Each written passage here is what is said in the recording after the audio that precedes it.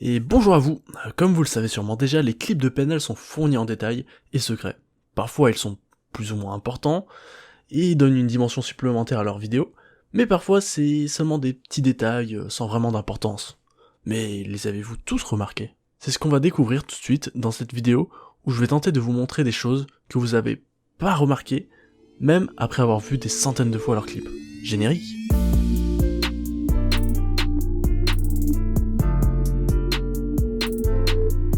Et on commence tout de suite par ODD. Il y a un plan qui fait référence à leur clip Je comprends pas. Le plan de nuit où on peut voir les deux frères sur un toit avec la vue sur Paris. Mais on peut voir que la réalisation a bien changé entre les 4 années qui séparent les deux clips. On peut trouver le hall d'entrée de Je vis, je viscère dans plusieurs clips, notamment Plus Tony que Sosa, Je suis PNL, Tempête ou encore Deux frères. Dans Simba, on peut voir l'acteur principal du clip La Petite Voix à 15 secondes, puis on le verra aussi dans le clip Je suis PNL. Dans le clip Naa, on peut voir deux gars sortir ensanglantés car ils viennent de se faire tabasser. Tout comme dans le clip Plus Tony que Sosa à 2 minutes 39. Sûrement une petite référence. Dans Deux frères, on voit la même horloge que dans le clip de ODD, juste ici. Alors est-ce que ça fait partie d'un mystère non résolu, ou bien ils ont fait appel au même accessoiriste? Dans Le Monde ou Rien, clip de légende, à 2 minutes 9, on voit NOS donner un papier sur lequel est inscrit Savastano girare film stasera. Je ne sais pas parler italien, mais Savastano est l'un des parrains de Gomorra, une série basée sur la mafia italienne. Et le clip est en partie tourné dans le même quartier que la série. Puis girare film stasera veut tout simplement dire tournage de film ce soir en italien. Toujours dans le même clip, on peut voir un globe qui fait sûrement référence à leur album Le Monde Chico. Juste à voir un peu comment l'enfant regarde le globe comme s'il avait besoin de l'acquérir. Moi, je vais posséder ce qui me revient. Et qu'est-ce qui te revient à toi, Tony? Le monde, Chico. Et tout ce qu'il y a dedans. On peut voir Masha sans ses cheveux rouges dans le clip Je suis PNL à 48 secondes, clip tourné en 2015, mais on le verra aussi dans le clip Da avec ses cheveux rouges cette fois-ci. À l'époque, personne ne s'imaginait qu'il allait devenir l'ennemi public numéro 1 de la France, suite à ses merveilleuses compétences d'acteur dans les 4 courts-métrages qu'ils feront.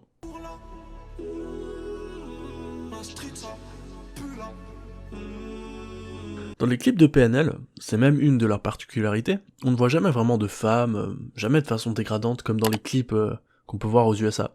Sauf dans un clip. Je sais pas pourquoi, ils ont craqué. On voit le fessier d'une charmante jeune demoiselle, et c'est dans le clip Je suis PNL. Ils ont craqué, ils auront craqué au moins une fois. À 3 minutes 10, dans le clip Dans ta rue, NOS répond à un certain VR, alors qu'il est en parallèle en appel avec Jasmine. VR étant le verlan de Hervé, on pense forcément à cette citation « Je me rappelle plus de mon ex, je me rappelle de mon Yankee Hervé » dans La Petite Voix.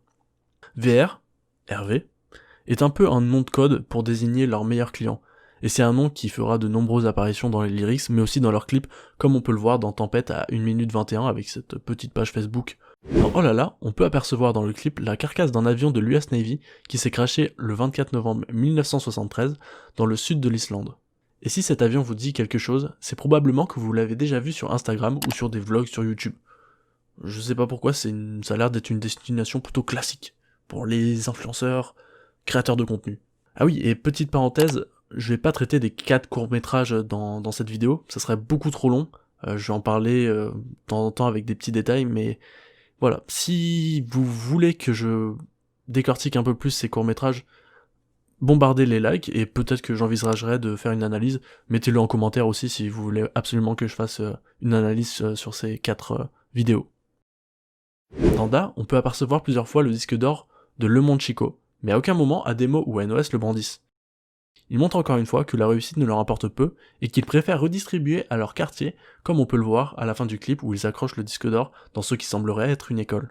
D'ailleurs, petite anecdote, ils ont distribué plusieurs sacs de cours aux gamins de leur quartier, des sacs exclusifs qui valent probablement très très cher, et voilà.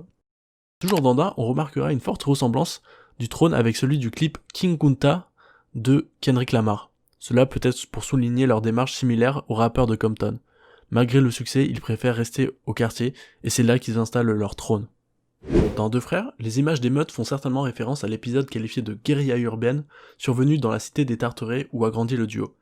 Suite à la mort d'un jeune de 19 ans, tué d'une balle dans le ventre par un policier, des affrontements violents entre forces de l'ordre et des adolescents ont eu lieu dans la cité où vivait le défunt. Une autre hypothèse s'ajoute. Ces images d'émeutes pourraient être aussi une référence à l'affront entre une soixantaine de jeunes et des patrouilles de police à Corbeil en octobre 1995.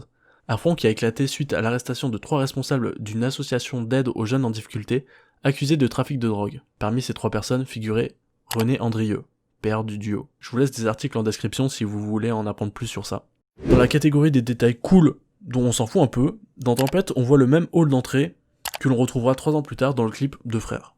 Je voulais aussi faire une petite parenthèse, c'est que très peu de personnes l'ont capté, mais le clip Tempête est sûrement leur vidéo la plus importante de la carrière du duo.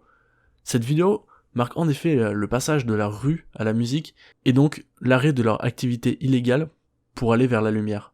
En effet, on y voit NOS jeter un couteau, ainsi que d'autres accessoires qu'il utilisait pour la vente de drogue, et on voit ensuite le duo dans des chambres d'hôtel avant leur showcase.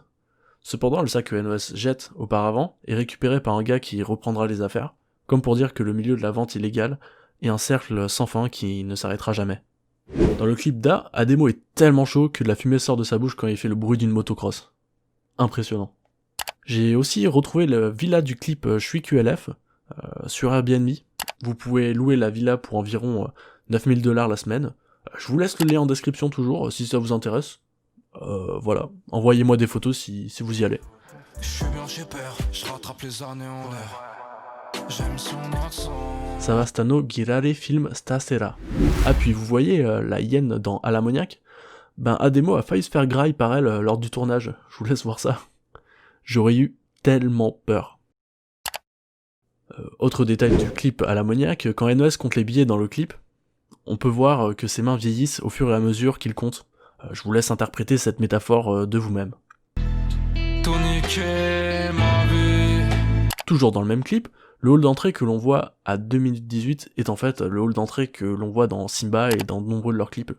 Ah, et tiens, vous l'aurez reconnu lui? Oui, c'est évidemment Naa du court-métrage Naa. Dans ODD, pour ceux qui ne savent pas, le gars qui pète un plomb dans l'ascenseur, c'est leur collègue de toujours, que l'on retrouve dans plusieurs de leurs clips. Il porte d'ailleurs une cagoule avec les motifs de l'album Le Monde Chico. Et c'est ainsi que s'achève cette vidéo, j'espère que vous avez appris des choses.